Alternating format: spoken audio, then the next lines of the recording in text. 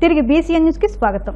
చేనేత వర్గాలకు ఇచ్చిన హామీ ప్రకారం హ్యాండ్లూమ్ వస్త్రాలపై జీఎస్టీని రాష్ట్ర ప్రభుత్వమే భరిస్తుందని కాకినాడ సిటీ ఎమ్మెల్యే వనమాడి కొండబాబు పేర్కొన్నారు. చేనేతలకు 200 యూనిట్ల ఉచిత విద్యుత్, మరమగ్గాలకు 500 యూనిట్ల ఉచిత విద్యుత్, చేనేతలకు సంవత్సరానికి 25,000 నేతన్న భరోసా పథకాన్ని అమలు చేస్తున్నందుకు కాకినాడ మెయిన్ రోడ్లోని వెంకటదుర్గ సారీ మందిర్ వద్ద చేనేత సంఘ నాయకులతో కలిసి ఆయన ముఖ్యమంత్రి చంద్రబాబు చిత్రపటానికి పాలాభిషేకం చేసి చేనేత మగ్గానికి పూజా కార్యక్రమం నిర్వహించారు. అనంతరం 100 అడుగుల చేనేత చీరతో భారీ ర్యాలీ నిర్వహించారు. ఈ కార్యక్రమంలో చేనేత కార్మికులు, టీడీపీ నాయకులు తదితరులు పాల్గొన్నారు. ఈ రాష్ట్రంలో చేనేత కార్మికులందరూ కూడా సంతోషంగా ఆనందంగా ఉన్నారండి. వారితో పాటు నేను కూడా ఈరోజు శాసనసభ్యులుగా సంతోషిస్తున్నాను, ఆనందిస్తున్నాను. ఈ కూటమి ప్రభుత్వం ముఖ్యమంత్రి చంద్రబాబు నాయుడు గారు ఏదైతే ఈరోజు నేతన్నలకి ఈరోజు భరోసా కల్పించారో ఆనందాన్ని సంతోషాన్ని వ్యక్తం చేస్తున్నాను కూడా ఈ సందర్భంగా తెలియజేస్తున్నాను. ఒక మాట చెప్పాలంటే ఈ రాష్ట్రంలో ప్రజలందరికీ కూడా, దేశంలో ఉన్న వాళ్ళు కూడా వెళ్తారు, మీ ఛానల్ ద్వారా అన్ని చోట్లకి వెళ్తున్నాయి. మనకి దేశానికి స్వాతంత్రం వచ్చింది. దేశానికి స్వాతంత్రం వచ్చినప్పుడు కూడా కానీ ఆంధ్ర రాష్ట్రంలో బడుగు బలహీన వర్గాల మటుకి స్వాతంత్రం రాలేదండి. బడుగు బలహీన వర్గాలకి స్వాతంత్రం ఎప్పుడు వచ్చిందంటే ఈ రాష్ట్రంలో, ఆంధ్ర రాష్ట్రంలో ఎన్టీ రామారావు ముఖ్యమంత్రి అయిన తర్వాత, ఆయన వచ్చిన తర్వాతే ఈ రాష్ట్రంలో బడుగు బలహీన వర్గాలకి స్వాతంత్రం వచ్చిందని ఈ సందర్భంగా తెలియజేస్తున్నా. ఆయన వచ్చిన తర్వాత బడుగు బలహీన వర్గాలకి రిజర్వేషన్ కల్పించి, రాజకీయంగా కానీ అన్ని రంగాల్లో రిజర్వేషన్ కల్పించి ఆ రోజు నాకు గౌరవించాడు ఆయన. కానీ బడుగు బలహీన వర్గాలకి ఆర్థికంగా స్వాతంత్రం రాలేదండి. ఆర్థికంగా స్వాతంత్రం ఎప్పుడు వచ్చిందంటే ఈ రాష్ట్రంలో నారా చంద్రబాబు ముఖ్యమంత్రి అయిన తర్వాతే బడుగు బలహీన వర్గాలకి, నేతన్నలకి స్వాతంత్రం వచ్చిందని గర్వంగా చెప్తాను కూడా ఈ సందర్భంగా తెలియజేస్తున్నా. ఆ రోజున కులవృత్తుల మీద ఆధారపడి ఉండేవారు నేతన్నలే కానీ, కల్లుగీత కార్మికులు కానీ, మత్స్యకారులు కానీ, అన్ని వర్గాల ప్రజలు కూడా కులవృత్తుల మీద ఆధారపడి బతికేవారు, నాయి బ్రాహ్మణ్స్ కానీ. అలాంటి వాళ్ళందరూ కూడా కులవృత్తులు పాడైపోతే, కొనుక్కోవడానికి కూడా డబ్బులు లేకపోతే ఆ రోజున ఆర్థికంగా బీసీ కార్పొరేషన్ ద్వారా పనిముట్లు ఇచ్చి ఆర్థికంగా బలపరచడం జరిగిందండి.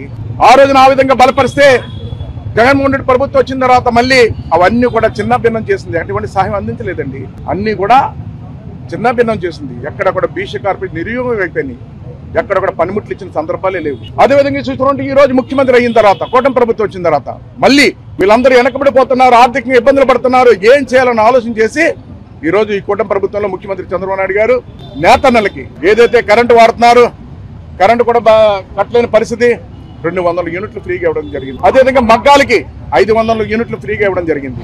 మన నేతన్న భరోసా కింద 25,000 రూపాయలు ఇవ్వడం జరిగిందని కూడా ఈ సందర్భంగా తెలియజేస్తున్నారు. 25,000 రూపాయలు ఇవ్వడం జరిగింది. ఏదైతే చేనేతలు ఈ రోజు వాళ్ళు బట్టలు నేస్తున్నారో దాని మీద జీఎస్టీ 5% తగ్గించడం జరిగిందండి. రాష్ట్ర ప్రభుత్వం 5% తగ్గించడం జరిగింది. పెన్షన్లు కూడా ఈ రోజున నేతన్నలు మగ్గాలు నేసి మనిషి లొంగిపోతున్నారు, కళ్ళకి జబ్బులు వస్తున్నాయి, అనేక ఇబ్బందులు పడుతున్నారు. వీళ్ళు కూడా పెన్షన్ కల్పించాలని చెప్పి దగ్గర దగ్గర 92,724 మందికి పెన్షన్ కూడా ఇస్తున్నారండి. అదేవిధంగా ఈ రోజు బడ్జెట్లో సుమారు 10,000 కోట్ల రూపాయలు నేతన్న కోసం కేటాయించడం జరిగిందని కూడా ఈ సందర్భంగా తెలియజేస్తున్నా. ఈ రోజు 100 అడుగులు తీరనేసి దాని మీద థ్యాంక్ యూ సీఎం సార్ అని వారు కృతజ్ఞతలు తెలియజేసుకోవడం జరిగింది. ఈ రోజు నేతన్నలే కాదండి, ఈ రాష్ట్రంలో ఉన్న బడుగు బలహీన వర్గాలందరూ కూడా సంతోషంగా ఉన్నారండి. మొన్న చూస్తే కల్లుగీత కార్మికులకి అనేక ఇబ్బందులు పడుతుంటే వాళ్ళు కూడా బ్యాండీ షాపులు ఏదైతే పెడుతుందో ప్రభుత్వం 10% వాళ్ళకి రాయితీ ఇవ్వడం జరిగింది. అదేవిధంగా వాళ్ళు కట్టే డబ్బుల్లో 50% రాయితీ ఇవ్వడం జరిగింది. భారత నౌకాదళం అమ్ముల పొదిలో బలమే అస్త్రాలు చేరాయి. దేశంలోని 2 షిప్ యార్డుల్లో రూపుదిద్దుకున్న 2 యుద్ధ నౌకలు ఈ నెల 26న భారత నౌకాదళంలో చేరనున్నాయి. అత్యాధునిక ఫ్రంట్ లైన్ స్టీల్ ఫ్రిగేట్ యుద్ధ నౌకలు రెండింటినీ జాతికి అంకితం చేసే కార్యక్రమం విశాఖ వేదికకు జరగనుంది. ముంబైలోని మజ్గావ్ డాక్ షిప్ బిల్డర్స్ లిమిటెడ్లో ఐఎన్ఎస్ ఉదయగిరి, కోల్కతాలోని garden reach ship builders and ఇంజనీర్స్లో ఐఎన్ఎస్ హిమగిరి యుద్ధ నౌకల్ని పూర్తి స్వదేశీ పరిజ్ఞానంతో తయారు చేశారు. ప్రాజెక్ట్ 17లో భాగంగా వీటిని అత్యాధునిక సాంకేతికతతో నిర్మించారు. INS Udayagiri navy war ship designs bureau రూపొందించిన 100వ షిప్ కావడం మరో విశేషం. దాదాపు 6,700 టన్నులు బరువున్న యుద్ధ నౌకలు శివాలిక్ క్లాస్ ఫ్రిగేట్ కంటే దాదాపు 5% పెద్దవి. విశాఖ నుంచి 2 ప్రధాన యుద్ధ నౌకలు ప్రారంభించనున్న ఇదే తొలిసారి. తెలంగాణలో అధికారంలోకి వచ్చేందుకు కాంగ్రెస్ పార్టీ అమలు చేయలేని హామీలు ఇచ్చి రాష్ట్ర ప్రజలను మోసం చేస్తుందని కేంద్ర మంత్రి కిషన్ రెడ్డి మండిపడ్డారు. 420 గ్యారంటీల్లో ఒక్కటే అమలు చేయలేదని, అప్పులు తీర్చేందుకు మళ్లీ అప్పులు చేస్తూ రాష్ట్ర ఆర్థిక వ్యవస్థను నాశనం చేస్తున్నారని, అసమర్థ పాలన కప్పిపుచ్చుకునేందుకు కేంద్రంపై విమర్శలు చేస్తున్నారని ధ్వజమెత్తారు. 18 నెలలుగా ఢిల్లీ చుట్టూ ప్రదర్శనలు చేస్తున్న రాష్ట్ర ప్రజలకు ఉరగబెట్టిందేమీ లేదని ఎద్దేవా చేశారు. కాంగ్రెస్ కి ఓటేసి ఎందుకు గెలిపించామని రాష్ట్ర ప్రజలు పశ్చాత్తాపడుతున్నారని విమర్శించారు.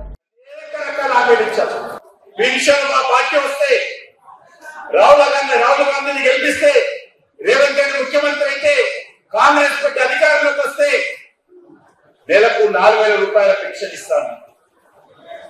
ఈరోజు కాంగ్రెస్ పార్టీ అడగాలి, 4,000 పెన్షన్ ఇచ్చేంత వరకు జూబ్లీ హిల్స్ లో ఓటు అడగొద్దని చెప్పి కాంగ్రెస్ పార్టీని నిలదీయాలని, మా నిరుద్యోగులకు నెలకు 4,000 ఇచ్చేంత వరకు జూబ్లీ హిల్స్ లో యువకుల దగ్గరికి ఏ కాంగ్రెస్ పార్టీ వాడు రావద్దని చెప్పి మనం చేస్తా ఉన్నారు.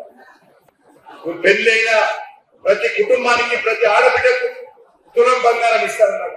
గ్రామీణ ప్రాంతాల్లో అనేక రకాల బలైన వర్గాలకు కాంగ్రెస్ పార్టీ అధికారంలోకి వస్తే 1,00,000 కోట్లు ఖర్చు పెడతామన్నారు. 1,00,000 కోట్లు 2 ఏళ్ళు 5 సంవత్సరాలు 1,00,000 కోట్లు అయితే 2 ఏళ్లలో 40,000 కోట్లు, 4 కోట్లు కూడా ఖర్చు పెట్టి 40,000 కోట్లు పక్కన.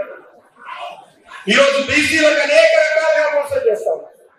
ఈరోజు బీసీ రిజర్వేషన్ లో కూడా ఈరోజు మతపరమైన రిజర్వేషన్ జోడించి గతంలో 34% ఉంటే ఈ రోజు 2% తగ్గించి 35% ఒరిజినల్ బీసీలు ఇస్తా, మిగిలిన 10% ఈ రోజు మజ్లిస్ పార్టీకి ఇస్తా అన్నారు. మజ్లిస్ పార్టీ యొక్క కనుసైగల్లో ఈ తెలంగాణలో బీసీ రిజర్వేషన్స్ జరుగుతూ ఉన్నాయనే విషయాన్ని మనం చేస్తాం. మజ్లిస్ పార్టీ యొక్క మరి ఈ రోజు చెప్పు చేతల్లో కాంగ్రెస్ పార్టీ పనిచేస్తా ఉంది. మజ్లిస్ పార్టీ చెప్పు చేతల్లో గతంలో కేసీఆర్ పనిచేశాడు, ఇప్పుడు రాహుల్ గాంధీ, రేవంత్ రెడ్డి పనిచేస్తారు. అందుకే బీసీలకు రావాల్సినటువంటి 42% రిజర్వేషన్ లో 10% మజ్లిస్ పార్టీకి ఇవ్వడంతో, మజ్లిస్ పార్టీ సమర్థకులకు ఇవ్వడంతో ఈ రోజు బీసీలకు అన్యాయం జరుగుతాం. ఈ రోజు ఇదే మన హైదరాబాద్ నగరంలో గతంలో జరిగినటువంటి మున్సిపల్ కార్పొరేషన్ ఎన్నికల్లో 34% రిజర్వేషన్స్ బీసీలకు ఇవ్వడం జరిగింది. అంతేకాదు ఆ రకంగా చూస్తే 50% కూడా ఇవ్వడం జరిగింది. మరి ఈ రోజు ఈ రాష్ట్రంలో అనేక రకాలుగా అన్యాయం జరుగుతాం. అందుకే ఈ యొక్క రానున్న రోజుల్లో తెలంగాణ రాష్ట్రంలో భారతీయ జనతా పార్టీ బలపడాల్సినటువంటి అవసరం ఉంది. భారతీయ జనతా పార్టీని ఆశీర్వదించాల్సిన అవసరం ఉంది. భారతీయ జనతా పార్టీ జెండా చేతిలో పట్టాల్సినటువంటి అవసరం ఉంది.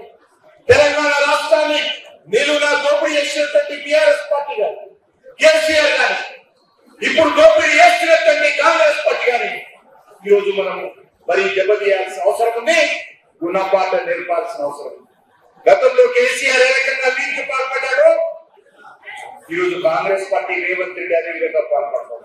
అనేక విషయాలలో తొందరగా ఒక్కరికి మించినటువంటి పార్టీగా ఈ రోజు కాంగ్రెస్ పార్టీ, గతంలో టీఆర్ఎస్ పార్టీ పనిచేస్తున్నారు. ఈ తోడు దొంగల పార్టీని మజ్లిస్ పార్టీ చేతిలో గతంలో ఏ రకంగా మరి కీలు బొమ్మగా ఉండి కేసీఆర్ పరిపాలన చేశాడో ఈ రోజు రాహుల్ గాంధీ, రేవంత్ రెడ్డి అదే విధంగా మజ్లిస్ పార్టీ చేతిలో కీలు బొమ్మగా ఉండి పరిపాలన చేస్తున్నారు.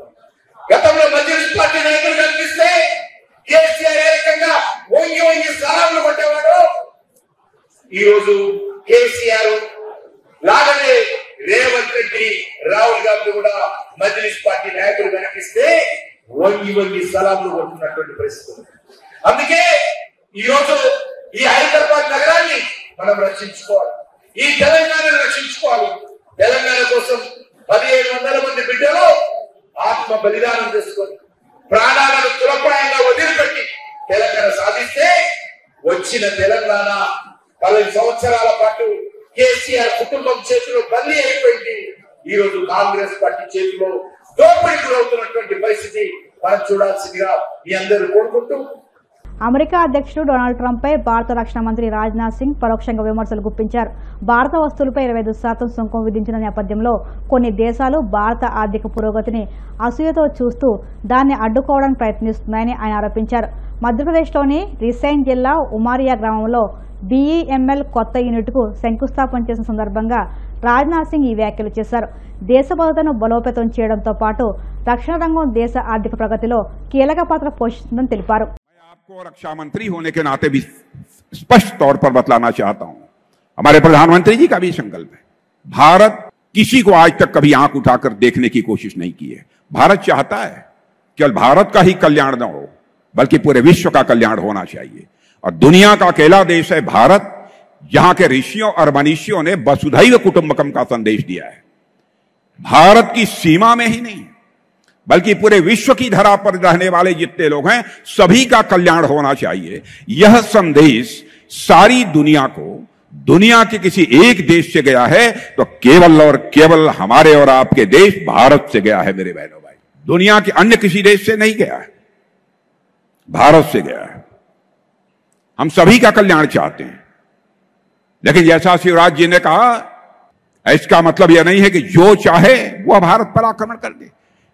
जो हमें छेड़ेगा हम उसे छोड़ेंगे नहीं। यह भी संकल्प है, यह भी ताकत भारतवासियों के अंदर है।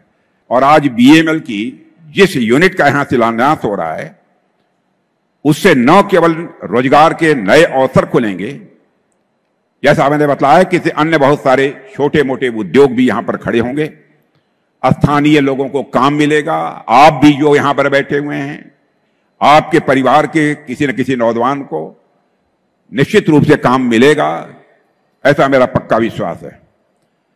और साथियों, जहां तक मध्य प्रदेश का प्रश्न है, हमेशा ये जंगलों की खूबसूरती, अपने टाइगर्स और अपनी प्राकृतिक सुंदरता के लिए पूरे भारत में जाना जाता है।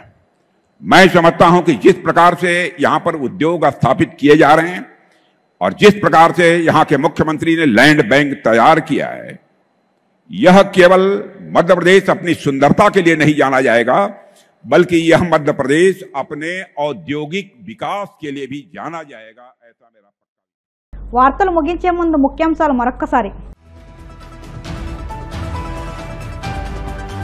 రైతులకు ఎన్డీఏ ప్రభుత్వం అధిక ప్రాధాన్యం ఇస్తుందన్న వంగలపూడి అనిత. తాండవ రిజర్వాయర్ ప్రాజెక్టు ఆయకట్టు నీటిని విడుదల చేసిన హోంమంత్రి. దళిత సమాజానికి వైసీపీ అధినేత జగన్ ఆ పార్టీ నాయకులకు క్షమాపణ చెప్పాలి. టీడీపీ రాష్ట్ర ప్రధాన కార్యదర్శి మహమ్మద్ నజీర్ డిమాండ్.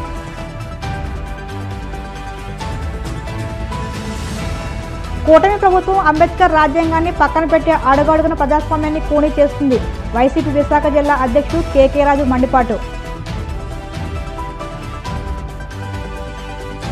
ట్రంప్పై పరోక్ష వ్యాఖ్యలతో విరుచుకుపడిన రక్షణ మంత్రి రాజ్నాథ్ సింగ్. భారత ఎదుగుదలను చూసి ఓడవలేక కుట్రలు చేస్తున్నారంటే ఫైర్. ఈ వార్తలు ఎంతటి సమాప్తం. మరిన్ని వార్తల కోసం BCN digital YouTube channel, Facebook పేజీని ఫాలో అవ్వండి. అప్డేట్ వార్తల కోసం ప్లీజ్ సబ్స్క్రైబ్.